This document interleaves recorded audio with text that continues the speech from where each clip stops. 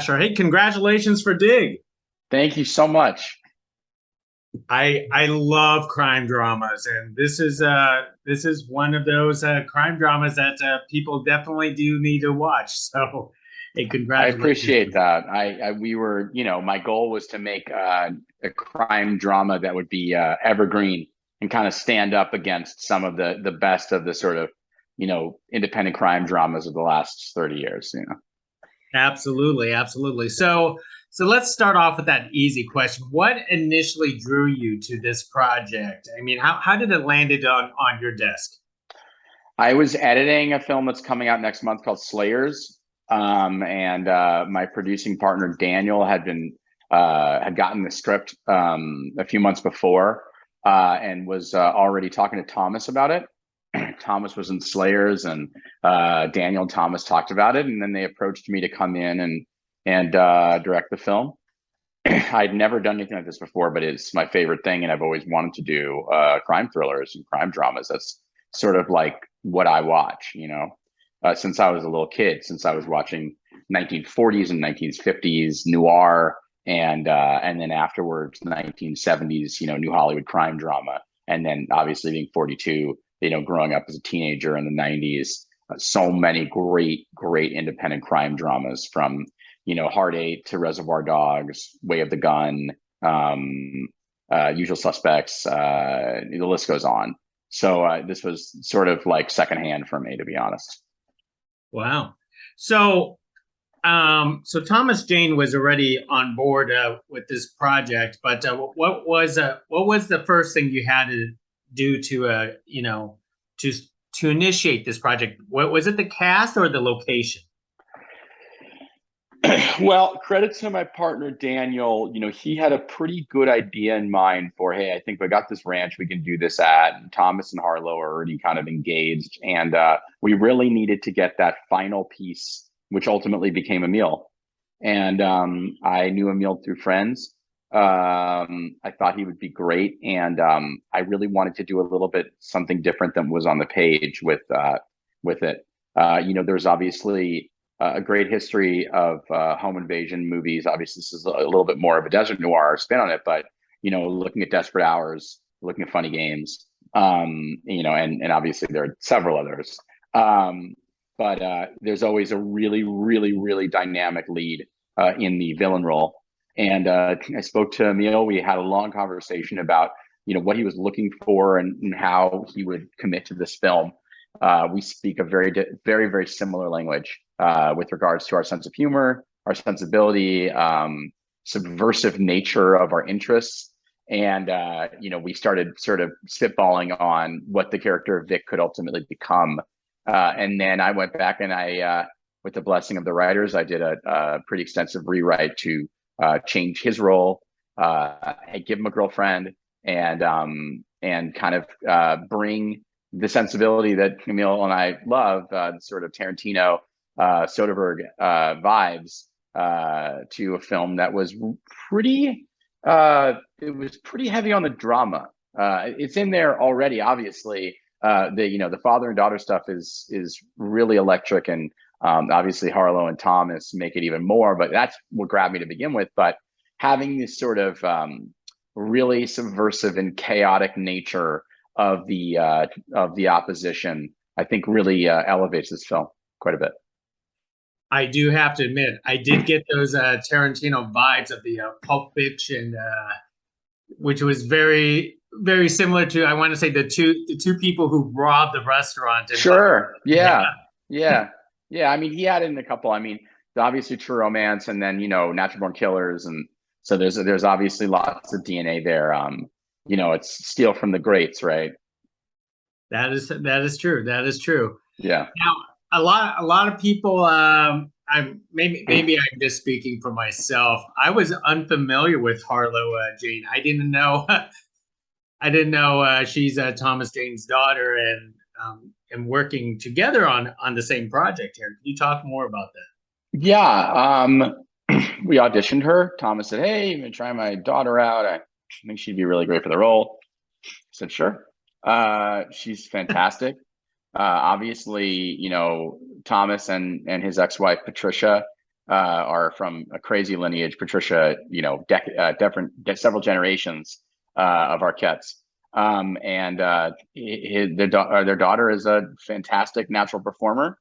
This was really her first true blue feature.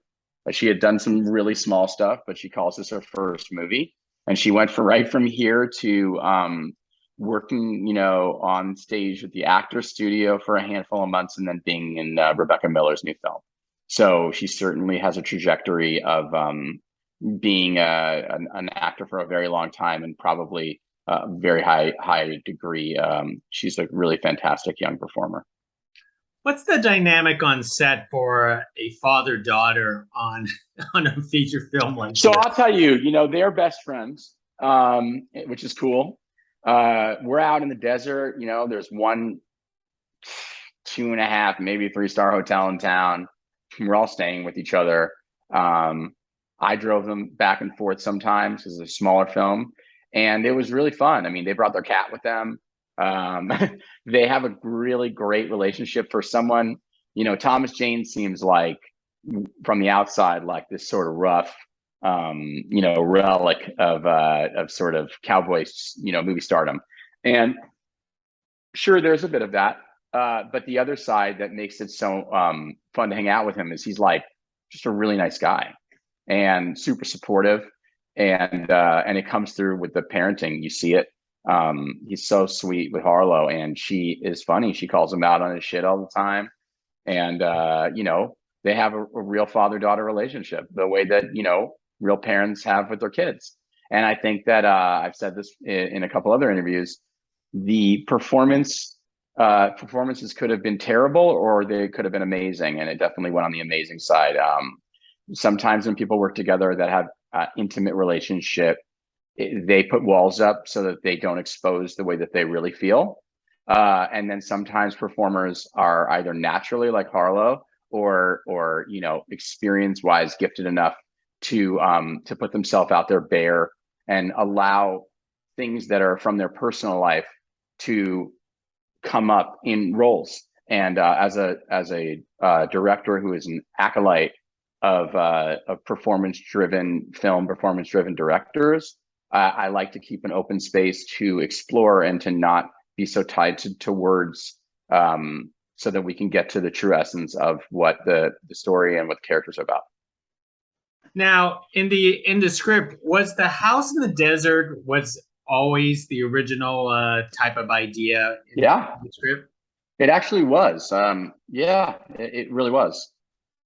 Supposed to be right next to a construction site, and supposed to be really far away from everything else. It wasn't. We really didn't change. It was one of those interesting projects where, aside from obviously me coming in there and maybe adding a couple of really fun set pieces, the inspector scene is a pretty good example of that. And then the what I call the North by Northwest scene, which is later on.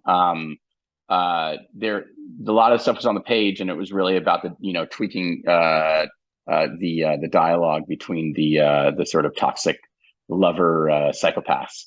But aside from that, I mean, the setting was there. There was a lot of great information about digging and construction that I didn't know anything about. That was really beautifully written. And then the hearing impaired stuff was baked in from the beginning, and we really explored it and wanted to be respectful of representation. So all the hearing impaired thing, because I found that actually unique, and it moved the story pretty well. So was it a challenge for both Harlow and Thomas and everybody else, going through that process? I think obviously Harlow had to do a ton of research, and we had a coach for her, and she worked for several weeks on it. Thomas worked a little bit on it, but his process was pretty interesting. I mean, like I said, he is a low pro, a consummate actor in the school of Stella Adler and Lee Strasberg in terms of inhabiting a character.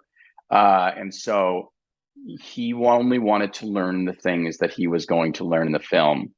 And he really made it his point as we talked through the script, as we worked on rehearsals. We did several rehearsals with the whole cast, and then some, breakouts, like as if it was a play. He said, I was adamant about, I don't want to learn this. I want my character to be unwilling to communicate this way because I'm unwilling to admit that my daughter is hearing impaired and that I have an issue with that. And it was a really, really, really strong commitment from him. And then, of course, in the later points in the film, when he actually does embrace the fact that she needs to communicate in this particular way, it's a really beautiful moment because it's not done ever in the movie other than that. Now, with the house, did you guys have to dig that pit as a setting? And I guess on a production like this, it must be very convenient to have a movie production in the middle of nowhere without disturbing anybody. Two parts to that answer. We did a credit to my production designer Loris. And my producing partner Daniel. They had a really good plan right from the get-go about using a couple of different beds, cement beds, and having one of them be hollow underneath. So we used a couple of different ones, and then we refilled a few times, and it was kind of like the special effect of the movie, right? So we needed to schedule it out similarly to a movie with special effects. Okay, it's going to take this long. We do it this day. We do it that day. And we tried to be chronological with it, but it's tough sometimes. So we did some of the heavier digging, which is a montage towards the back half of the film. That was done at the very end with a different cement bed. Most of the other stuff we were able to do pretty much sequentially, so it really felt real. Well, that's movie magic, and that's the movie magic of this film. Yeah. Well, I want to leave with one more thought because I want to say, was it intentional humor over the ski mask being implemented into the film? So I had always sort of, the masks were there before, and they were a bit more earnest because it was like a sort of dirty cop militia kind of thing. When we started getting into it, there was sort of two elements to that. One is that Thomas really loved the fact that there was a sense of mystery with the masks, but also when we were like, yeah, but it's pretty obvious who they are, he had a really interesting point, which was the second that they take the masks off, we know we're going to die. When the masks are on, there's a hope that they're trying to hide their identities and thus will just move along. And that's how we staged it when the masks ultimately come off. It is really the sort of part one ending of the film. If this is a play, there's a very theatrical element to the film with regards to 4 actors in one location. Then that is the end of Act 1, and then Act 2 comes in and is a very different kind of film. It really is. The thrust of it changes quite significantly after the campfire scene. And so on the flip side of that, the characters that I created, Vic and Lola, I think that they are postmodern criminals. Which speak to culture today. They fantasize and fetishize being gangsters. She has a bow on her mask. I mean, they are, she has a ghost gun that she paints like a Tiffany piece of jewelry. It was my intention. He has tattoos on his eye, even though he's never been to jail before. They are the byproduct of a new generation of criminals who are sort of trying to pretend in real life to be the criminal heroes that they've seen in film and television and listened to in music. And so I do think that the masks are an element of that. And, similarly to in Spring Breakers, I think that was probably the same instinct that Harmony had, they're trying to play bad guy. I think specifically Emil's character, Liana's character is much more subversive in terms of her intentions, but I think Emil's character is a kid who's trying to pretend to be a bad guy and really is dedicated to it, but ultimately is a little boy and isn't really as bad to the core as he wants to be. So all these accoutrements he has, and his clothes and his masks and his tattoos, it's all to front that he's a badder guy than he is. Well, that's why people need to watch this film, Dig, because it reveals a lot more towards the end of the movie. Yeah, absolutely, 100%. Yeah. Well, hey Asher, hey, thank you very much for carrying this conversation with us. Everyone Sure. should check out Dig, and can't wait till talk to you again on your next project. Yeah, go check it out on demand and in theaters if it's in your town next Friday. That is September the 23rd. It's a lot of fun, and for people who like crime dramas, you'll love it. It's definitely we love it, and obviously we'd like it if you watched it. Support independent cinema. That's right. You Yeah. said it better. Thank you very much. Thank you. Thank you.